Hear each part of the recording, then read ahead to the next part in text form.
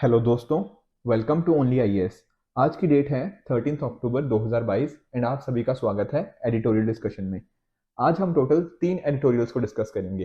पहला editorial polity से संबंधित है, जिसमें राइटर बात करते हैं कि करंटली जो कॉलेजियम सिस्टम आप जानते हो उसके रिगार्डिंग कुछ इश्यूज आए हैं सामने, उसको देखने की कोशिश करेंगे और साथ ही साथ ओवरऑल कॉलेजियम सिस्टम कैसे इवॉल्व हुआ उसको भी थोड़ा समझने की कोशिश करेंगे। दूसरा आर्टिकल थोड़ा इकोनॉमी से संबंधित आप मान सकते हो, जहां इलीगल गुड्स के अगेंस्ट जो वॉर है उसकी रिगार्डिंग राइटर बात कर रहे हैं। एंड थर्डली इन्वायरमेंट से एक मिलता जुलता एक आर्टिकल है, दैट इज फॉरेस्ट का क्या कॉन्ट्रीब्यूशन है और टेक्नोलॉजी के साथ कैसे लिंक्ड है, ये सारी चीजें यहाँ पर राइटर ने कुछ अपने व्यूज दिए हैं। तो स्टार्ट करते हैं। देखो, स्टार्ट करने से पहले मैं आपको ना एक इंपॉर्टेंट कोट देना चाहता हूँ जो कहीं ना कहीं आप अपने एसेस के अंदर या एथिक्स के आंसर्स में डेफिनेटली यूज कर सकते हो। तो आज की कोट है, that is to educate a person in the mind but not in morals is to educate a menace to the society. और ये बात बोली गई है बाय थियोडोर रूजवेल्ट। ये आप जानते हो यूएसए के 26th प्रेसिडेंट थे। इनकी देखो ये जो बात है वो आज के टाइम पे तो बहुत ज्यादा रेलिवेंट हो जाती है। जहां पर आज के टाइम पे हम देखते हैं कि एजुकेशन सिस्टम पे बहुत ज्यादा फोकस दिया जा रहा है, पर क्या हम उनके मॉरल्स के ऊपर फोकस कर रहे हैं, लोगों के अंदर मोरालिटी को इंपॉर्टेंस दे रहे हैं? क्या जो होता है एक तरह से मॉरल एजुकेशन वो एक्चुअल में है या नहीं है?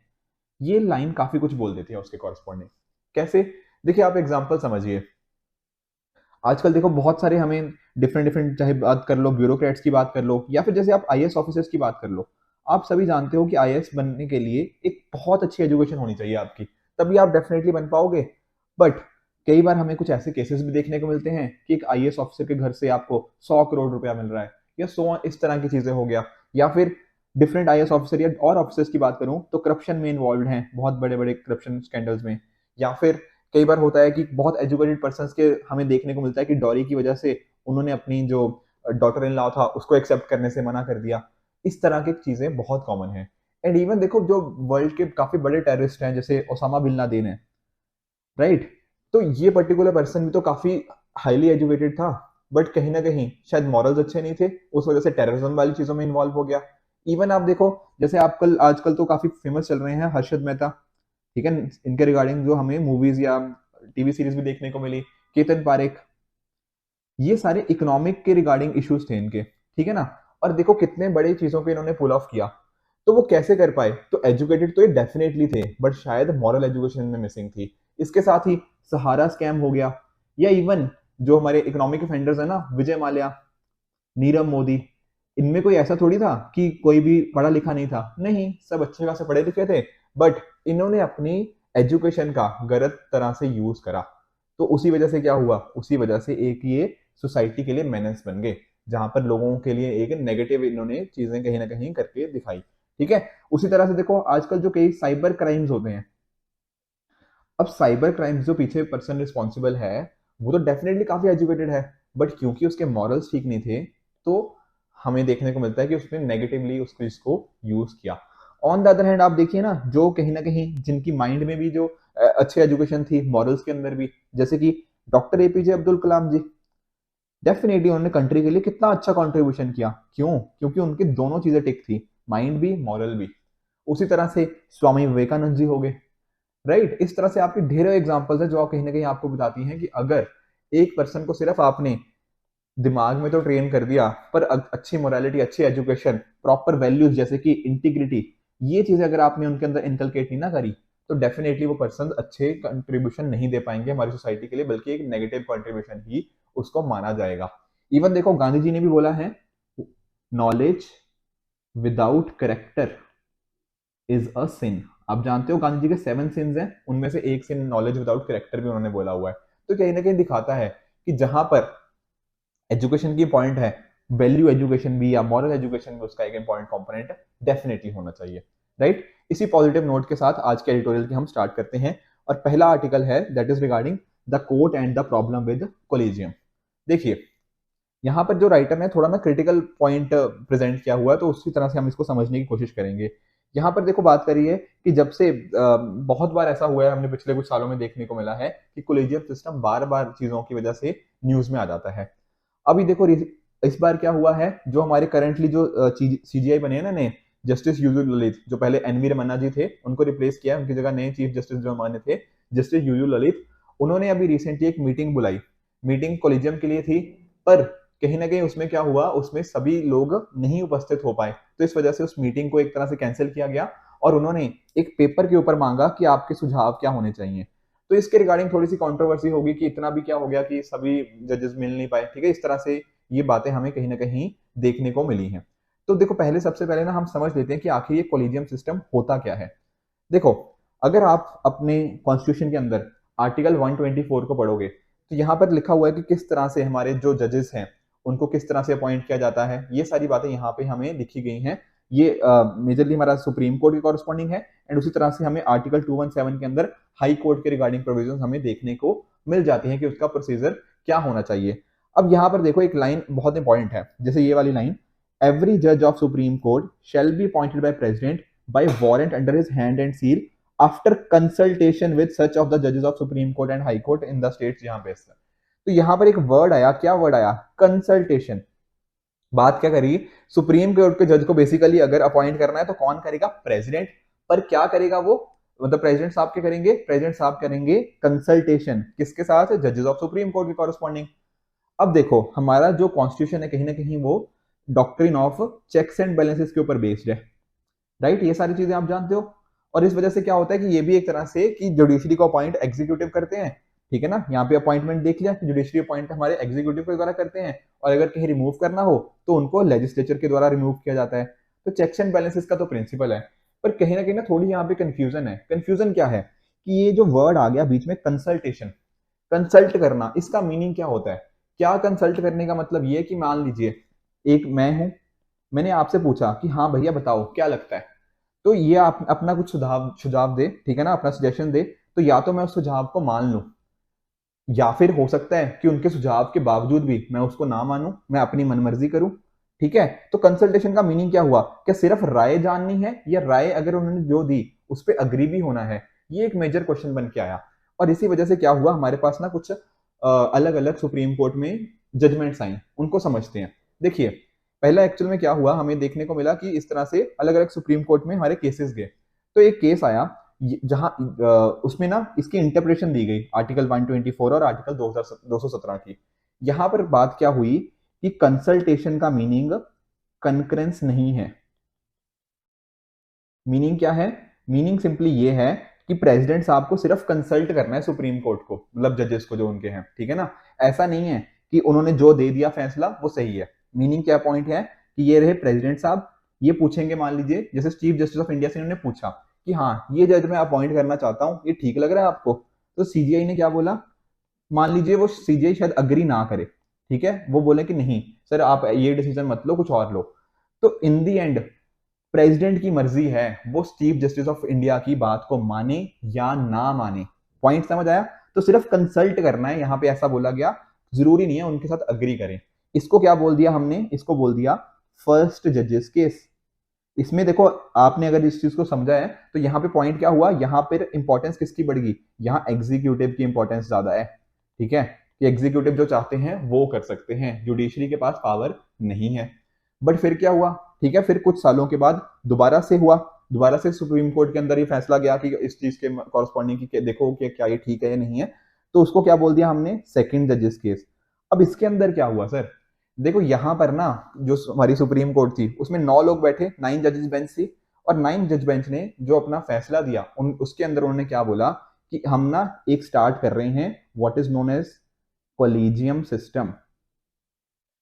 अब कोलिजियम सिस्टम में क्या हो रहा है, देखो जब भी कहते हैं कि हम क्या करेंगे, जजेस को या तो ट्रांसफर करेंगे या फिर उनकी अपॉइंटमेंट करनी है, तो तब हम एक कोलिजियम सिस्टम की एडवाइस लेंगे। और ये कोलिजियम सिस्टम होगा क्या, देखो कोलिजियम सिस्टम में जैसे मान लीजिए यहाँ पर ना एक्चुअल में बात करी गई कोलिजियम सिस्टम की, सीजीआई और उनके साथ 2 और जज होंगे, 2 सीनियर मोस्ट जजेस होंगे। वो रिकमेंड करेंगे कि मान लीजिए अगर सुप्रीम कोर्ट के लिए कोई चीज करनी है तो ये बताएंगे कि हाँ इसको हम कर सकते हैं। और यहां पर क्या बात करी कि फिर इन्होंने जो डिसीजन बता दिया, किसको बता दिया, प्रेसिडेंट साहब को, वो प्रेसिडेंट साहब को मानना पड़ेगा। पॉइंट समझ आया। फर्स्ट जजेस केस में क्या हुआ था, फर्स्ट जजेस केस में सीजीआई जो भी एडवाइस दे रहे थे वो जरूरी नहीं था कि प्रेसिडेंट साहब माने, पर यहां पर इन्होंने बोल दिया कि भैया ये जो कोलिजियम सिस्टम है जहां सीजीआई और 2 जजेस मिलकर कुछ डिसाइड करते हैं, वो जो एडवाइस कहीं ना कहीं प्रेसिडेंट को देंगे वो प्रेसिडेंट साहब को माननी पड़ेगी। तो यहाँ पर ना आप देख रहे हो कितना उल्टा डिसीजन ले लिया, एज इन की फर्स्ट जजेस केस के बिल्कुल विपरीत डिसीजन यहाँ पे हमें देखने को मिला। फिर थोड़े साल बाद एक और केस हो गया, that is known as what, third जजेस केस। यहाँ पे एक्चुअल में हुआ क्या, जो हमारे उस टाइम के प्रेसिडेंट थे KR नारायण साहब, उन्होंने पूछा था एक तरह से प्रेसिडेंशियल रेफरेंस के अंदर कि क्या कर सकते हैं, तो यहाँ पर उनकी प्रेसिडेंशियल रेफरेंस के थ्रू ये थर्ड जजेस केस आया था। अब यहाँ पर भी देखो सिमिलर चीज ही हुई, पर फर्क क्या हुआ, कोलिजियम सिस्टम को एक तरह से इन्होंने एक्सपेंड कर दिया हमारे सुप्रीम कोर्ट ने। क्या, कैसे एक्सपेंड कर दिया, इन्होंने बोला कोलिजियम सिस्टम में कौन होगा, CGI और साथ में 4 सीनियर मोस्ट जजेस होंगे, ये मिलके बताएंगे किसको, ये मिलके डिसाइड करेंगे, ठीक है, और बताएंगे प्रेसिडेंट साहब को, और जो डिसीजन इन्होंने दे दिया फिर वो प्रेसिडेंट साहब को मानना पड़ेगा। अगर मान लो प्रेसिडेंट साहब नहीं भी मानते, जैसे सेकंड जजेस केस में बोला गया था ये, कि अगर प्रेसिडेंट साहब ने एक बार मना किया और बोले कि आप ना रिकंसिडर करो, एक बार दोबारा से सोचो, फिर हो सकता है कि ये सेम एडवाइस वापस से दे दे, तब प्रेसिडेंट को तो डेफिनेटली वो माननी पड़ेगी।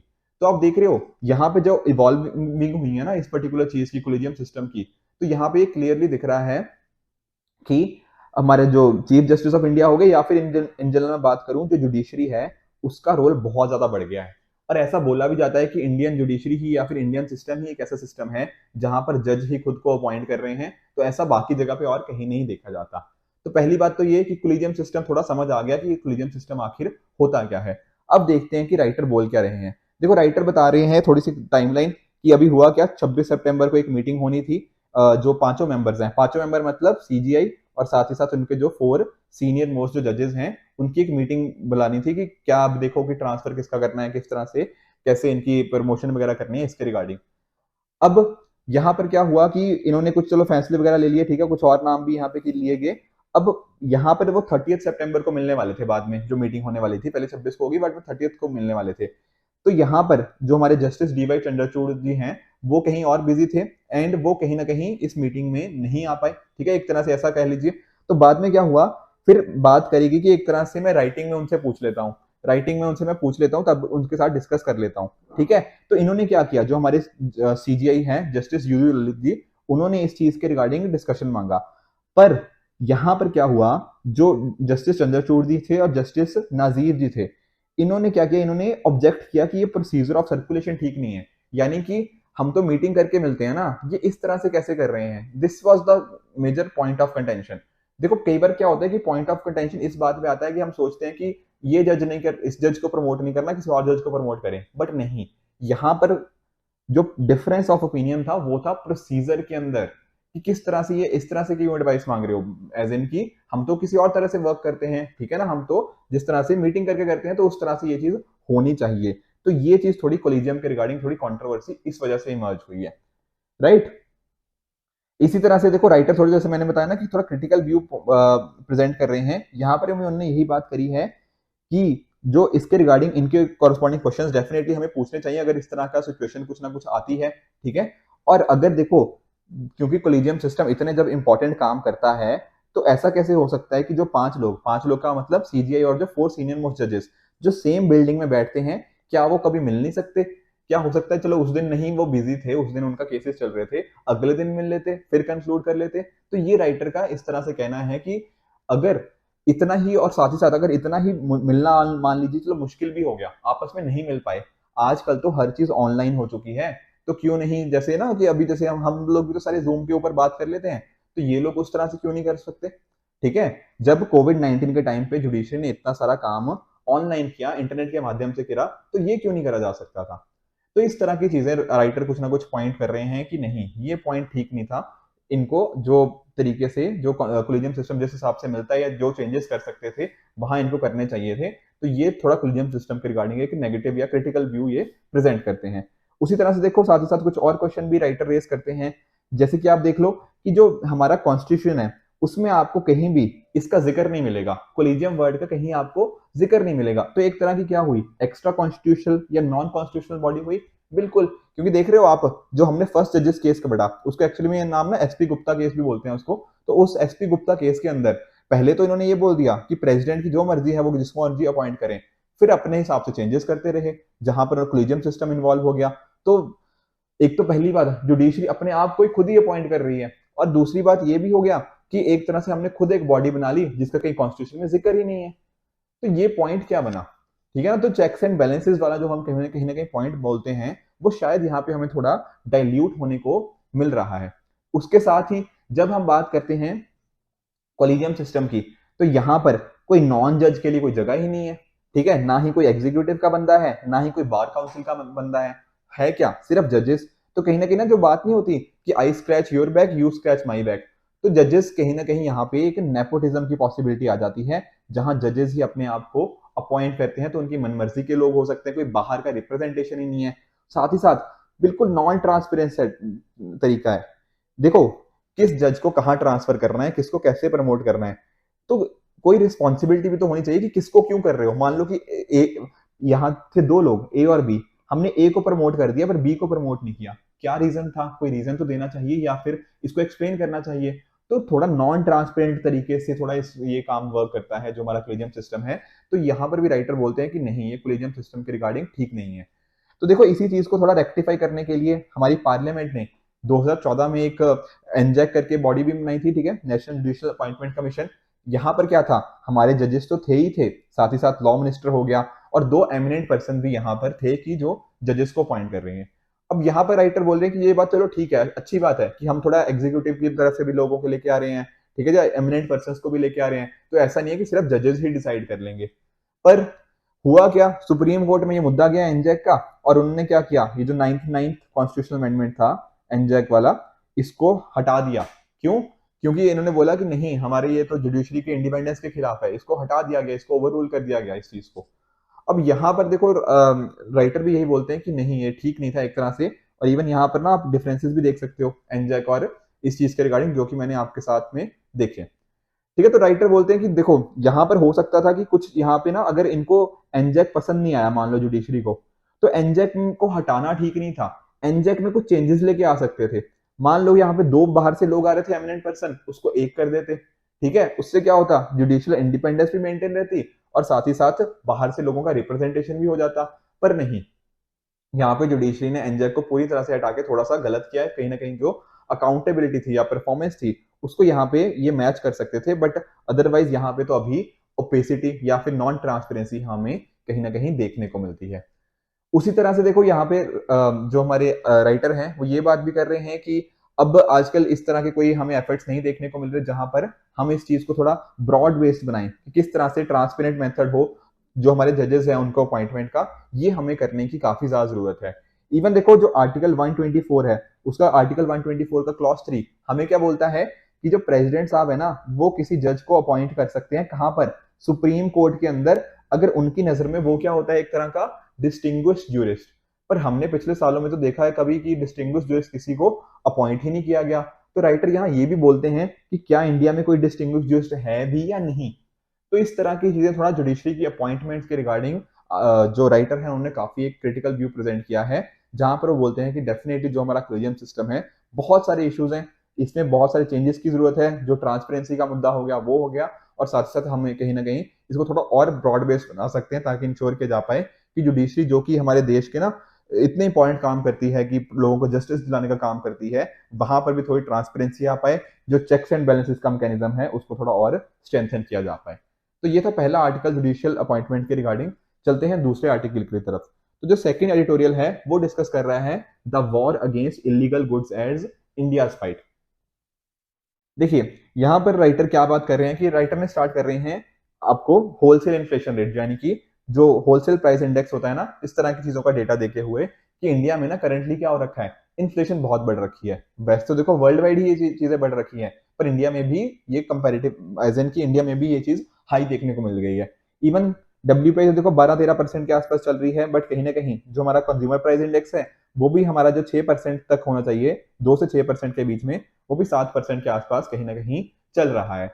अब देखो, जब होती है महंगाई या बहुत तेजी से महंगाई बढ़ती है, उससे क्या होता है, जो आम लोग हैं, ठीक है ना, मेरे और आपके जैसे जो आम लोग हैं, उनकी जेब पे ऊपर बहुत खर्च पड़ता है, ठीक है। अब देखो, कमाई तो ऑलमोस्ट सेम सी ही है, ठीक है, इनकम आपकी उतनी ही है, पर आपका क्या होगा, आपका एक्सपेंडिचर बढ़ जाएगा ना। क्यों? क्योंकि महंगाई हो गई है, तो हर चीज में चाहे कुछ भी खरीदना हो, आपको डेफिनेटली ज्यादा चीजें ज्यादा पैसा खर्च करना पड़ेगा। तो आप पता क्या सोचते हो, ऐसे टाइम के अंदर आप सोचते हो कि नहीं यार, मैं कोई चीज आज खरीदने वाला था, इसको मैं अगले महीने खरीदता हूँ, क्यों? क्योंकि पैसे की कमी होगी, ठीक है। या फिर कोई चीज कम खरीदते हो। एग्जाम्पल समझाता हूँ, मान लो कि आपको ना एक कोई भी चीज, मान लीजिए आपको कुछ वॉच खरीदनी थी, ठीक है, घड़ी खरीदनी है आपको मान लीजिए, तो आप सोचोगे कि नहीं यार, इस महीने तो बहुत खर्चा हो गया महंगाई की वजह से, ये घड़ी मैं अगले महीने खरीदूंगा, इस महीने नहीं खरीदूंगा। या फिर आप सोचते हो कि यार अच्छा, मैं 1,000 की घड़ी खरीदने का सोच रहा था, अब मैं सोचता हूँ कि नहीं, मैं 500 वाली घड़ी खरीद लेता हूँ। तो इस तरह की चीजें हो गया। या फिर कोई चीज ज्यादा क्वांटिटी में खरीदनी थी, अब मैं कम क्वांटिटी में खरीदूंगा, कुछ चीपर ऑल्टरनेटिव की तरफ मैं भागने लग जाता हूँ। इस तरह की चीजें हो जाती हैं। अब देखो, मैं ढूंढ क्या रहा हूँ, सस्ते वाली चीजें, ठीक है। पहले मैं 1,000 की घड़ी देखने की कोशिश कर रहा था, अब मैं 500 में सोच रहा हूँ कोई उसका ऑल्टरनेटिव मिल जाए, कोई सस्ती वाली चीज मिल जाए। अब जब ऐसा सिचुएशन आती है तो होता क्या है, फिर मार्केट में आ जाती है कुछ इस तरह की गुड्स, जो कि होती क्या है, होती वो सस्ती है, उनका रेट कम होता है, पर उनकी क्वालिटी खराब होती है। या फिर फेक ब्रांड्स आ जाते हैं, ठीक है ना। जैसे मान लो कि आप सोच रहे थे कि अच्छा मैं एडिडास के जूते ले लूंगा, पर वो एडिडास ना होके क्या बन जाता है, एबीबास बन जाता है, ठीक है। इस तरह के फेक ब्रांड्स आ जाते हैं, जिससे कई बार होता है कि हमें पता भी नहीं लगता, और ऊपर से एक पैरेलल इकोनॉमी इमर्ज हो जाती है इन चीपर ऑल्टरनेटिव्स की वजह से। इवन जैसे आप देख रहे हो कि चाइना का भी एंगल यहाँ पे हमें देखने को मिल जाता है। किस सेंस में? क्योंकि आप देख रहे हो कि चाइना के प्रोडक्ट्स काफी चीपर होते हैं। इवन जब राइटर बात कर रहे हैं कि आने वाले थोड़े दिनों में अब हमें दिवाली फेस्टिवल देखने को मिलेगा, और दिवाली फेस्टिवल में चाहे आप गणेश जी लगा लीजिए, या फिर दिवाली की लाइटें लगा लीजिए, और जो अलग अलग हमारे पास चीजें होती हैं, दिए हो गया, इस तरह की चीजें जो हमें देखने को मिलती हैं, वहां पर चाइनीज गुड्स का बहुत तेजी से ना एक बाढ़ सी आ जाती है, राइट। अब देखो, गवर्नमेंट ने भी, राइटर बोल रहे हैं कि काफी अच्छा काम किया है, गवर्नमेंट ने डेफिनेटली अच्छे स्टेप्स लिए हैं इस चीज को कम करने के लिए। जैसे कि आप देख सकते हो, टॉय मैन्युफैक्चरिंग सेक्टर के कॉरस्पॉन्डिंग कर्नाटका में कुछ अलग अलग फैक्ट्रीज को सेटअप किया गया है इसके अंदर, जहां पर हम जो इंडियन गुड्स को ज्यादा मैन्युफैक्चर कर रहे हैं और कहीं ना कहीं फॉरेन डिपेंडेंसी को कम करने की कोशिश कर रहे हैं। इसी के साथ राइटर ये भी बात कर रहे हैं कि जो इलीगल गुड्स मार्केट आई ना, एक तरह से जब हम सस्ते वाले ऑल्टरनेटिव की तरफ जा रहे हैं कि अच्छा 1,000 वाली घड़ी नहीं चाहिए, 500 वाली ले लेता हूँ, उससे जो सस्ते वाले ऑल्टरनेटिव या फेक ब्रांड्स आ जाते हैं, उससे इलीगल गुड्स मार्केट एक बन जाती है। यस। और देखो, ये चलो सबको नुकसान तो है ही है, पर इसके साथ ही हमारे जो गवर्नमेंट है उसको भी बहुत नुकसान है। देखो, जब मान लीजिए कोई भी प्रोडक्ट आप खरीदते हो, ठीक है ना, तो डेफिनेटली उसके कॉरस्पॉन्डिंग जीएसटी हो गया या कुछ ना कुछ टैक्सेस आप गवर्नमेंट को भी पे कर रहे हो।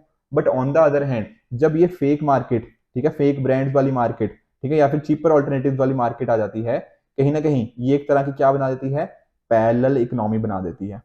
एंड इसके बेसिस पे जो गवर्नमेंट को ये जीएसटी या बाकी और चीजों का रेवेन्यू आ रहा था, वो रेवेन्यू खत्म, तो गवर्नमेंट को भी लॉस हो गया कहीं ना कहीं। यस। गवर्नमेंट के लिए क्या था, टैक्स आ रहा था, और गवर्नमेंट ने क्या खर्च करना था इस टैक्स को, लोगों की एजुकेशन के कॉरस्पॉन्डिंग, लोगों की हेल्थ के कॉरस्पॉन्डिंग, पर अब उन चीजों को वो खर्च नहीं कर पाएगी। और यहाँ पर दिक्कत हमारी गवर्नमेंट को भी है, और हमारे जो पुअर लोग हैं जिनके ऊपर ये खर्चा होना था, वो भी यहाँ पे दिक्कत आ गई, ठीक है ना। और स्पेशली जो राइटर बता भी रहे हैं कि जो इलिसिट मार्केट है ना, वो मेजरली 5 इंडस्ट्रीज के अंदर है। कौन सी इंडस्ट्रीज? आप देख सकते हो, मोबाइल फोन के कॉरस्पॉन्डिंग, कई बार आपने खुद भी देखा होगा, कई बार आप मोबाइल लेने जाते हो तो आपको जो शॉपकीपर होता है बोलता है, अच्छा आप बिल वाला लेना चाहते हो मोबाइल या बिल के बिना लेना चाहते हो, तो बिल के बिना वाला वो 1,000 रुपये आपको कई बार सस्ता दे देता है। वो इस तरह से मार्केट चल रही है, ठीक है। जो एफएमसीजी हो गया, हमारे फास्ट मूविंग कंज्यूमर गुड्स हो गया, हाउस होल्ड पर्सनल गुड्स हो गया, पैकेज गुड्स हो गया एफएमसीजी के, साथ ही साथ टोबैको प्रोडक्ट्स और एल्कोहलिक बेवरेजेस, इनकी जो इलिसिट मार्केट है ना, जो मार्केट चल रही है, वो 2,60,000 करोड़ के आसपास है, ठीक है। देख रहे हो कि गवर्नमेंट को किस तरह से बड़ा एक लॉस यहाँ पे देखने को हमें मिल जाता है, क्योंकि हमने इस चीज के कॉरस्पॉन्डिंग प्रॉपर एफर्ट्स शायद नहीं लिए। उसी तरह से देखिए, यहाँ पे बात ये भी हो रही है कि किस तरह से हम ट्रांसपेरेंसी एंड ट्रेड के अंदर इंडिया का रैंक यहाँ पे बता रहे हैं, इस पर्टिकुलर जो ईआईयू की जो रिपोर्ट है, इकोनॉमिस्ट इंटेलिजेंस यूनिट की, ठीक है ना। तो बेसिकली कहने का मतलब क्या है कि हमें आज भी इंडिया को एक्शंस लेने की जरूरत है, ताकि ये जो फेक ट्रेड चल रहा है, इलिसिट ट्रेड चल रहा है, इसको हमें जो रिस्क है, इसको हम इंडिया एज अ कंट्री कम कर पाए, ठीक है। ये जो अनलॉफुल ट्रेड है ना, इसको हमें कम करने की जरूरत है as a country. And even सबसे ज्यादा जो मेजर सेक्टर है, वो कौन सा सेक्टर है? टोबैको प्रोडक्ट्स हो गया, अल्कोहलिक बेवरेजेस, ये नियरली 50% जो ओवरऑल हमारे इंडियन गवर्नमेंट को टैक्स लॉस हुआ ना, उसमें मेजर कंट्रीब्यूशन इन्हीं का ही है, राइट। तो इस तरह के पॉइंट्स डेफिनेटली राइटर बता रहे हैं, और साथ ही साथ बात भी कर रहे हैं कि हमें जरूरत क्या है, हमें जरूरत है टैक्सेस को रैशनलाइज करने की। अब टैक्सेस वाला पॉइंट यहाँ पे कैसे आ गया? देखो, कई बार पता क्या होता है, जैसे मान लीजिए किसी चीज के ऊपर टैक्स आपने लगा दिया 40%, तो जो प्रोड्यूसर है वो क्या कोशिश करेगा, वो करेगा कि नहीं यार ये तो टैक्स ही बहुत ज्यादा है, तो मैं क्या करता हूँ, इसको ना किसी और तरीके से, बेसिकली कोई इलीगल तरीके से मैं इंडिया में ले आता हूँ, ठीक है ना, और कहीं ना कहीं मैं बिना सारी चीजें इनको हटाने की कोशिश करता हूँ कि मुझे टैक्स ना पे करना पड़े, ठीक है। वो यही कोशिश करेगा क्योंकि उसका माल सस्ते में बिक जाएगा, ठीक है, और उसकी कमाई ज्यादा हो सकती है, तो वो टैक्स की चोरी करने की कोशिश करेगा। अगर मान लो ये टैक्सेस ही हमने रैशनलाइज कर दिए, मान लो 10% ही कर दिया, तो शायद इसको जितना पैसा ये इलीगली लाने में लगेगा उतना तो ये टैक्सेस में ही लग जाएगा, ठीक है ना। तो अगर हम टैक्सेस को कम करें या टैक्सेस को रैशनलाइज करें, उसके बेसिस पे क्या हो सकता है, ये जो इलीगल इकोनॉमी चल रही है या फिर जो हमारी लोकल इकोनॉमी को हैम्पर कर रही है, जो इलीगल प्रोडक्ट्स हो गया, स्मगलिंग वगैरह की चीजें, इनको हम कहीं ना कहीं रोक सकते हैं। इन चीजों को हम प्रॉपरली प्रॉपरली रोक के अपनी और इकोनॉमी को और बेहतर कर सकते हैं, ठीक है। और अगर हम इस तरह की चीजों को रोक पाएंगे तो डेफिनेटली क्या होगा, गवर्नमेंट को भी जो यहाँ पर से टैक्स नहीं मिल रहा था वो यहाँ पर से टैक्स मिलने लग जाएगा, साथ ही साथ वो जो इलीगल इकोनॉमी थी वो अब लीगल हो जाएगी, ठीक है। तो लोकल इकोनॉमी को भी इससे बहुत बेनिफिट्स होंगे, ठीक है ना। साथ ही साथ लोकल मैन्युफैक्चरर्स को जॉब मिलेगी, तो ओवरऑल काफी सारे सेक्टर्स के अंदर इसके आपको मल्टी फैसेटेड एडवांटेजेस यहाँ पर देखने को मिल सकते हैं। इसके साथ ही देखो चाइना की भी जो है, हमारे जो राइटर है वो भी बात कर रहे हैं किस तरह से कि चाइना ने भी एक इंपॉर्टेंट काम किया है कि जो मल्टी नेशनल कंपनीज हैं वहां वो इस तरह से इंश्योर करती हैं कि वो अपने प्रॉफिट्स को री इन्वेस्ट करें। मीनिंग क्या है, मान लीजिए कोई कंपनी है इंडिया की, मतलब मान लीजिए कोई यूएस की कंपनी है, मान लो ऐसा मान लो, इस यूएस की कंपनी ने क्या किया, ये इंडिया में आई, इन्होंने यहाँ पे इंडिया में से कुछ कमाई करी, प्रॉफिट। अब हो सकता है क्या कि जो प्रॉफिट है ये वापस ले जाए यूएस में, राइट। कमाया पैसा इंडिया में, पर जो प्रॉफिट वहां से आया वो कहाँ ले गए, वो वापस यूएस में ले गए। अब यहाँ पर भी इंडिया में दिक्कत आ गई ना। अगर ये सोचो, अगर ये जो कमाई करी इन्होंने इंडिया से करी, अगर इस पैसे को इंडिया में ही ये कंट्री, ये जो कंपनी है ये इंडिया में ही इन्वेस्ट कर देती, डेफिनेटली उससे इंडिया की इकोनॉमी बूस्ट होती, इंडिया के लोगों को एम्प्लॉयमेंट प्रोवाइड होती। तो इस तरह से बहुत ही इंडिया एक तरह से एक ग्लोबल मैन्युफैक्चरिंग डेस्टिनेशन की तरफ बढ़ सकता था। पर अगर ऐसा ना हो, ठीक है, प्रॉफिट वापस ले जाएं, तो ये सारी दिक्कतें आ गई। तो इंडिया को क्या करने की जरूरत है, एक तरह से प्रॉफिट रिपेट्रिएशन करने की जरूरत है। यहाँ पर क्या होता है कि अगर एक फर्म है ना, अगर उसने कहीं और दूसरी कंट्री से पैसा कमाया, तो वो कितना पैसा वहां पे वापस अपनी कंट्री में लेके जा सकती है, कितना पैसा यहीं पे लगाना पड़ेगा, इस तरह की चीजें अगर हम इंश्योर कर पाए कि इंडिया में ही वो पैसा लगे, तो डेफिनेटली वो सारी चीजें हम उन चीज को वर्क कर सकते हैं। साथ ही साथ राइटर ये भी बोल रहे हैं कि प्रॉपर लॉ इन्फोर्समेंट होना चाहिए, ठीक है। इसके साथ ही, ठीक है, रिस्ट्रिक्शन होनी चाहिए प्रॉफिट रिपेट्रिएशन, जो मैंने बताया ना कितना अपने घर वापस लेके जा सकते हो उसके ऊपर।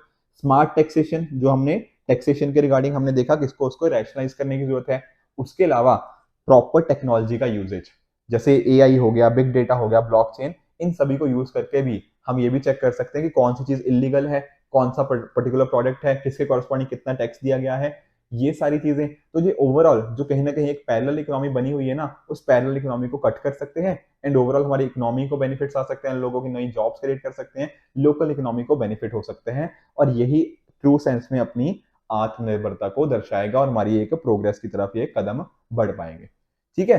तो ये था किस तरह से हम टेक्नोलॉजी को यहाँ यूज करेंगे, एंड ओवरऑल हम ये जो ओवरऑल इकोनॉमी है, जो इलिसिट इकोनॉमी है, उसको हम बचा सकते हैं, ठीक है, उसको मतलब एक तरह से उसको हम टैकल कर सकते हैं, राइट। चलते हैं थर्ड आर्टिकल की तरफ। तीसरा एडिटोरियल क्या है, we need a forest led COP 27। देखो कॉप आप सभी जानते हो, कॉन्फ्रेंस ऑफ पार्टीज को बोलते हैं, ठीक है। जैसे कि कॉप 26 हुई थी ना, कहाँ हुई थी, ग्लासगो के अंदर, ठीक है। वहां पर भी कोई काफी अच्छे अच्छे इनिशिएटिव्स लिए गए थे। पर राइटर यहाँ बात कर रहे हैं कि हमें कॉप 27 की जरूरत है जो कि एक फॉरेस्ट लेड हो। और यहाँ पर ना इन्होंने सबसे इंपॉर्टेंट बात करी है टेक्नोलॉजी की, कि टेक्नोलॉजी का कितना रोल है इस चीज में एक्चुअल में, क्या टेक्नोलॉजी में उतना इंपॉर्टेंस है जितनी हम हमेशा बात करते रहते हैं, उसको मेजरली यहाँ पे डिस्कस किया गया। देखो यहाँ पर राइटर बात कर रहे हैं कि जो टेक्नोलॉजी है ना, हमें असिस्ट कर सकती है, मतलब हेल्प कर सकती है, पर ऐसा नहीं है कि ये बिल्कुल इकलौता यही सोल्यूशन है, हमें बाकी सॉल्यूशंस के साथ मिलकर ये काम करना पड़ेगा। तो technology can be one of the solutions but it is not the only solution. यहाँ पर राइटर ने एक तरह से डेटा भी दिया हुआ है कि किस तरह से हम already 1.1 degree Celsius global heating हमने कर दी हुई है, ठीक है ना। तो 5 डेंजरस पॉइंट हम वहां तक ऑलरेडी पहुंच गए हैं। तो हमें जरूरत क्या है, डेफिनेटली आज के टाइम पे जो अलग अलग टेक्नोलॉजीज की बात होती रहती है कि टेक्नोलॉजी का सर्वाइवल बहुत जरूरी है, राइट। और इसी को क्या बोल देते हैं, टेक्नो डिटर्मिनिज्म। टेक्नो डिटर्मिनिज्म का क्या मतलब है कि जो हमारी टेक्नोलॉजी है और हमारी ओवरऑल सोसाइटी या फिर जो नेचर है, उसके साथ क्या लिंकेज है दोनों का। कुछ ऐसे हैं जो बताते हैं कहीं ना कहीं टेक्नोलॉजी के हर पर्टिकुलर फील्ड में इंपॉर्टेंस है, और जो भी उसके अंदर इम्पैक्ट आता है वो डायरेक्टली हमारी सोसाइटी को, हमारे नेचर को, हमारी लाइफ को इम्पैक्ट करता है, बेसिकली एक तरह से पूरा रेवोल्यूशनाइज कर जाता है। ठीक है ना। तो किस पर्टिकुलर चीज पे, क्या टेक्नोलॉजी के बेसिस पे ये सारे एक्शंस डिपेंड करते हैं, इसको बोल देते हैं टेक्नो डिटर्मिनिज्म। और कितनी डिग्री तक कितना इंपैक्ट उसका आता है वो उसकी कॉरस्पॉन्डिंग क्या हो जाती है, डिग्री। पर राइटर यहाँ पे ये मानते हैं कि टेक्नोलॉजी इन चैलेंजेस के साथ डील करने के लिए अकेली रिस्पॉन्सिबल नहीं है, कि अकेले अगर सिर्फ टेक्नोलॉजी को यूज कर लिया तो ऐसा नहीं है कि हम इन सारी चीजों को टैकल कर लेंगे। ऑल्दो लोग ऐसा बोलते हैं बहुत सारे, बट राइटर ऐसा नहीं मानते। जैसे फॉर एग्जाम्पल आप देखोगे ना कि टेक्नोलॉजी के लिए आप देख सकते हो कि कितनी इंपॉर्टेंट रोल टेक्नोलॉजी ने हिस्ट्री में प्ले किया हुआ है। आप बात कर लीजिए नॉर्मन बोरलॉग की, जिनको फादर ऑफ ग्रीन रेवोल्यूशन बोला जाता है। अब इन्होंने क्या किया, इन्होंने जो उस टाइम पे एक तरह से वर्ल्ड के अंदर हंगर था उसको प्रिवेंट करने की कोशिश करी, और जो हमारी फील्ड्स यील्ड थी उसको इम्प्रूव किया हाई यील्डिंग वैरायटी सीड्स के थ्रू, और बाकी और चीजें भी इनका कंट्रीब्यूशन काफी रहा है। पर आज के टाइम पे हमारे एक नॉर्मन बोरलॉग से काम नहीं बनेगा। जो आज के टाइम पे हमारे इश्यूज है ना, हमें हमें बहुत सारे नॉर्मन बोरलॉग्स की जरूरत है जो कि क्लाइमेट को, जो इश्यूज हैं उनको टैकल करने में हेल्प कर पाए। अब देखो COP26 जो मैंने बताया ना ग्लासगो में हुई थी, वहां पर भी टेक्नोलॉजी का काफी यूज करने की बात करी गई, कि उन्होंने बोला कि COP26 के अंदर कि हमें जो नॉन एमिटिंग इलेक्ट्रिसिटी है, चाहे वो हाइड्रो पावर हो गया, रिन्यूएबल्स हो गया, न्यूक्लियर फिजन हो गया, इसकी तरफ बढ़ने की जरूरत है। कार्बन कैप्चर एंड स्टोरेज, जहां पर जो भी कार्बन बनी उसको एक तरह से हमने नीचे उसको कर दिया ताकि वो एनवायरनमेंट के लिए हार्मफुल ना हो। बायोमैस की बात करी गई। तो यहाँ पर राइटर बोल रहे हैं कि भैया यहाँ पे तो ये बहुत ज्यादा टेक्नोलॉजी के ऊपर फोकस थी जो COP26 थी। पर अगर हम देखेंगे ये टेक्नोलॉजी को अगर हमने यूज कर भी लिया, बहुत अच्छे से यूज कर भी लिया, तब भी क्या इफेक्ट आएगा। तो आप देख रहे हो कि यहाँ पे राइटर ने डेटा दिया हुआ है कि जैसे फॉर एग्जांपल ये हमने नॉन एमिशन इलेक्ट्रिसिटी की बात करी, नॉन एमिटिंग इलेक्ट्रिसिटी जो कि हाइड्रो पावर, रिन्यूएबल और न्यूक्लियर फिजन से थी। तो हमारे पास कितनी कैपेसिटी है, 4 किलोवाट आवर पर डे की, पर हमें रिक्वायरमेंट कितनी है, 32 की। सेम चीज हमने बात करी है कार्बन कैप्चर एंड स्टोरेज के अंदर।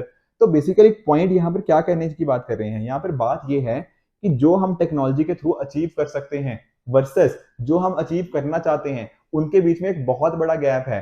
तो टेक्नोलॉजी इंपॉर्टेंट तो है, पर सिर्फ टेक्नोलॉजी को अगर हमने यूज कर लिया उससे क्या हमें रिजल्ट मिल जाएंगे, द आंसर इज नो। सिर्फ कुछ परसेंटेज तक रिजल्ट मिल सकते हैं, but technology can not be the only solution.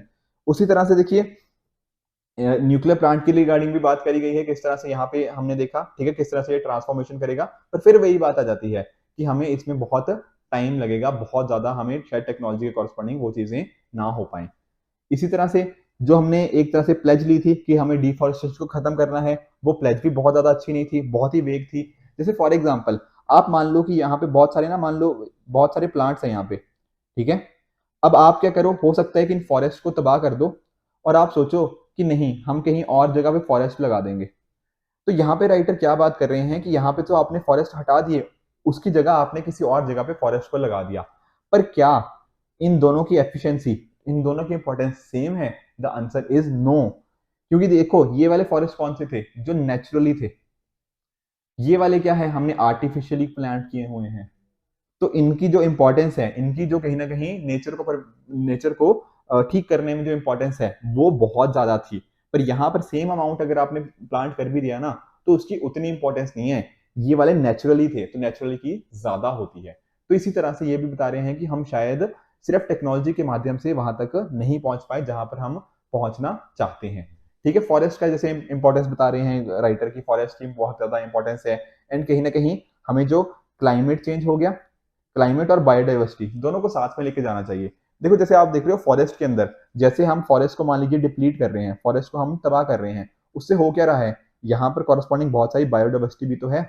अलग अलग हमारे पास जो रेयर स्पीशीज हो गया, ठीक है, IUCN के अंदर आप जानते हो जो अलग अलग उनकी कैटेगरीज होती हैं, वो बहुत सारी ऐसी हमारी स्पीशीज है जिनको कहीं ना कहीं हम खो चुके हैं। इसके पीछे का रीजन क्या है, इसके पीछे का यही तो रीजन है कि कई बार हम सोच रहे हैं कि यहाँ से हम फॉरेस्ट हटा देंगे, यहाँ नया लगा देंगे, पर उससे बात नहीं बनेगी।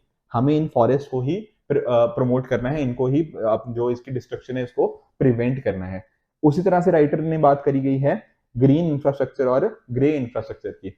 देखिए ग्रीन इंफ्रास्ट्रक्चर क्या होता है, जो कहीं ना कहीं हमारे नेचुरल सिस्टम के साथ लिंक करते हैं, जहां पर आपके फॉरेस्ट आ गया, आपके फ्लड पिन आ गया, आपके वेटलैंड आ गया, आपकी सॉइल आ गई, जो सारे क्या करते हैं ह्यूमन वेलबींग के लिए बहुत सारे बेनिफिट्स देते हैं, चाहे वो क्लाइमेट रेगुलेशन हो, चाहे वो फ्लड प्रिवेंशन हो, इस तरह की चीजें।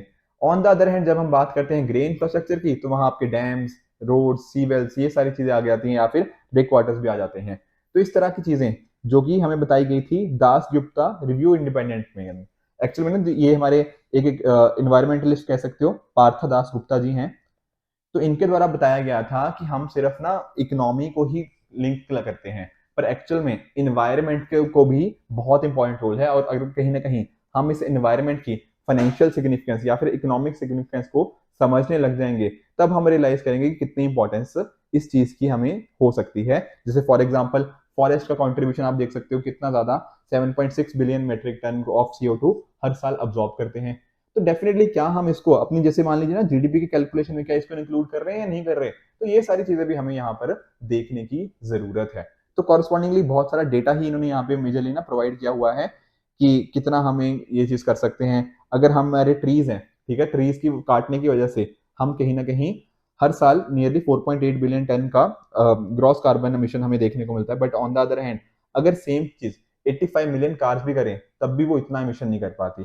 तो पॉइंट क्या है, पॉइंट यही है कि हमें इन चीजों को, ट्रॉपिकल ट्री लॉस कवर जो हो रहा है, इसको रोकने की जरूरत है, राइट। आईपीसीसी की रिपोर्ट भी है हमारे सामने जो इस तरफ इशारा कर रही हैं कि हमें अपने नेचुरल सिंक्स जो कार्बन डाइऑक्साइड को ऑब्जॉर्ब करते हैं उनको कंजर्व करने की जरूरत है। इसके साथ ही बायोडाइवर्सिटी प्रोटेक्शन का भी मुद्दा जुड़ा हुआ है, क्योंकि एक तरह के दोनों के बीच में कार्बन, क्लाइमेट चेंज और बायोडाइवर्सिटी के बीच में एक स्ट्रॉन्ग लिंकेज हमें देखने को मिलता है। एग्रीकल्चर प्रैक्टिसेस को भी हमें ट्रांसफॉर्म करना है ताकि हम उसी डायरेक्शन में मूव कर पाए। एंड लास्टली जो राइटर बात कर रहे हैं वो बात कर रहे हैं एक तरह से, जो हम बात डिस्कस करते हैं अर्थ ओवरशूट डे की। कहने का क्या मतलब, देखो अर्थ की ना एक कैपेसिटी होती है अपने आप को खुद रीजनरेट करने की, पर अगर हमारी जो ह्यूमैनिटी है वो इतने ज्यादा रिसोर्सेज को यूज कर ले कि अर्थ की जो कैपेसिटी थी रीजनरेट करने की उससे भी बहुत ज्यादा हो जाए, तो अर्थ कभी अपने आप को रीजनरेट कर ही नहीं पाएगी, और हमारी ह्यूमैनिटी ने एक्सेसिव यूटिलाइजेशन कर लिया। और पिछले कुछ सालों में हम यही कर रहे हैं कि अर्थ को इतना ज्यादा यूज कर रहे हैं कि जितना रीजनरेशन होना था उससे कहीं गुना वो हम यहाँ पर उसको कर रहे हैं। एंड इवन इस साल ये डे आया था 28 जुलाई को। जितना जल्दी ये डे आ जाता है उतना कहीं ना कहीं शो करता है कि ह्यूमैनिटी बहुत ज्यादा रिसोर्सेज यूज कर रही है as compare to the capacity which the earth has for regeneration.